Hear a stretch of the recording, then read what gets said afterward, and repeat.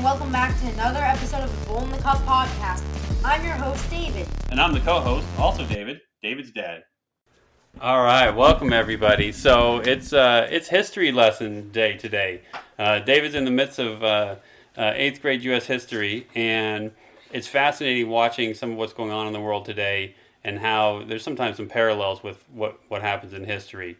And so obviously with the conflict going on and now a sudden war in Iran, and we'll see how long that lasts.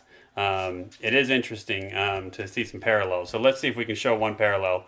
David, let's go back to when Thomas Jefferson was president, and tell me briefly, what was Thomas Jefferson, an anti-federalist? What was his views on war and engaging in conflicts overseas? Well, Thomas Jefferson was very against war, and it was shown in a lot of reasons. He had to make tough choices of if he wanted to go in war, if he wanted to have peace but have to pay for peace. One example of this is the Barbary Pirates. Basically, the Barbary Pirates were a group of people who basically just had a bunch of ships next to a trade route. It was northern Africa. There's a waterway trade route there. Okay, go ahead. Next to a trade route, and they were just waiting there and attacking ships basically when they came in, and kidnapped people. And what the U.S. did was they started paying the Barbary Pirates to give their people a safe passage through.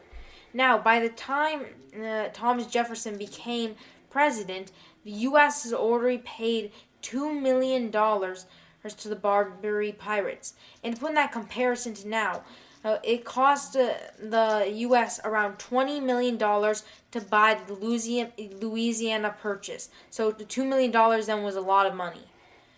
So right now, Thomas Jefferson had to make a choice. Was he either gonna keep paying the Barbary Pirates, or was he going to go to war, which he hated? So that's a tough decision. So what's he decide? He eventually decided to go to war with the Barbary Pirates. Right, because what's one of Dad's famous sayings?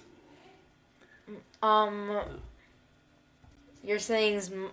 The answer to all your question in life is money. Right. So Jefferson had to make a decision, right? He's thinking, okay, I don't like war, but I need for the economy, for our ships to be able to pass through this waterway and to engage in trade with Europe.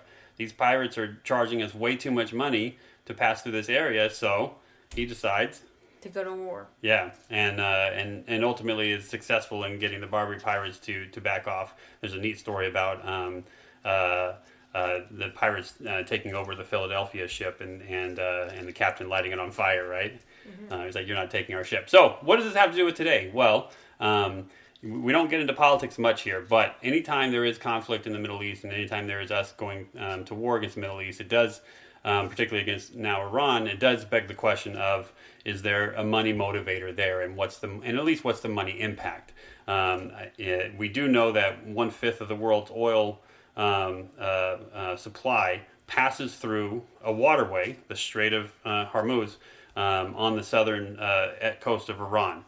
And so that certainly, the idea of getting more control over and more stability in the Middle East and over that waterway is certainly something that would be of interest to the United States. So you always question if oil and money is always a motivating factor here.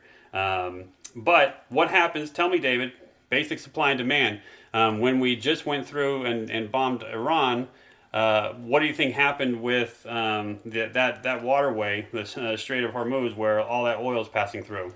Well, what happened is obviously that waterway is not working anymore. They're not actually supplying oil anymore, which made the oil prices jump. That's right. We've already seen tonight, so by the time you're listening to this, when you turn on the news, you're going to see already it's at 13% jump in the price of oil, and there's going to be a lag time there, but we'll likely see an increase in the pump over the next few weeks. So usually international conflict is bad for us for oil prices. Oil prices have been coming down over the last year, really, as there's actually been an excess supply of oil, but as every time we see conflict, whether it be the war in Ukraine, where we saw a jump in natural gas prices, or previous conflicts in the Middle East, anytime you have this stall in supply of oil because of the conflict, you're going to see, at least temporarily, a jump in prices. So we'll see what markets that impacts, and any markets that depend on oil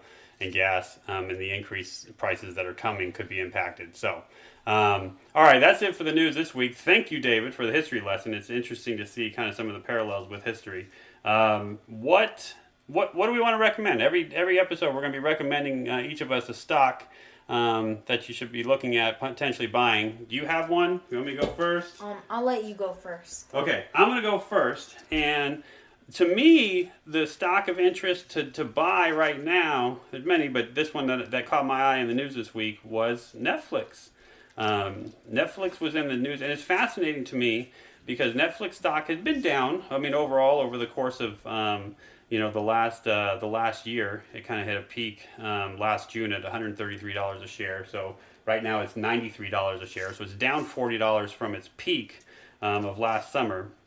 But it was down just a week and a half ago. It was down at $76. So it's been up $16 over the last just over a week.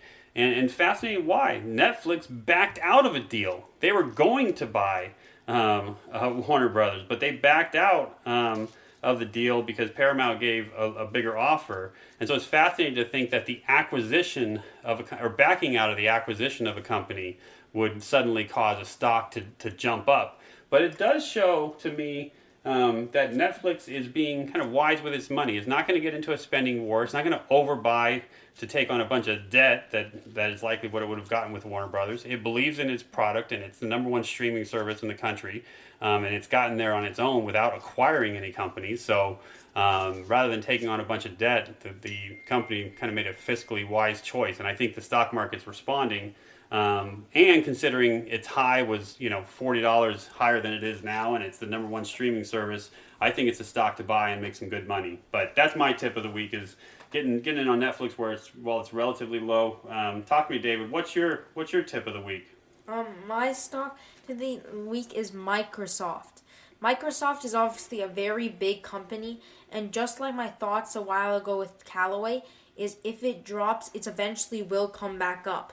So recently, Microsoft has dropped from around $535 to $392 a share, and I feel like it's going to bounce back up from that, as it's been seen to have done many times in the past. Oh, I love that. I mean, keep it simple with the. You've made a lot of money on the simple principle of buy low, sell high, and we saw that with Callaway, where you're doing very well on Callaway right now because that's a long-standing company that you picked up. What did you pick up Callaway at? $5.90 a share. Yes. It jumped up to like $14 a share. Yeah, so you've more than doubled your money on Callaway just on that simple principle. And so the same thing applies with Microsoft here, where I love what you're thinking. It's just a long-standing great company that, from a stock perspective, it's down now, so now's a good time to buy. Well, good tips. That's all I got this week, David. There's a lot going on in the news. A lot with the, we'll try to cover in a future episode the Supreme Court ruling on tariffs becoming illegal to target on particular countries. And so that's certainly going to see an impact on the economy. But I think that's enough for this week. Anything else you want to add? I think that's all. We'll see you all later. Bye.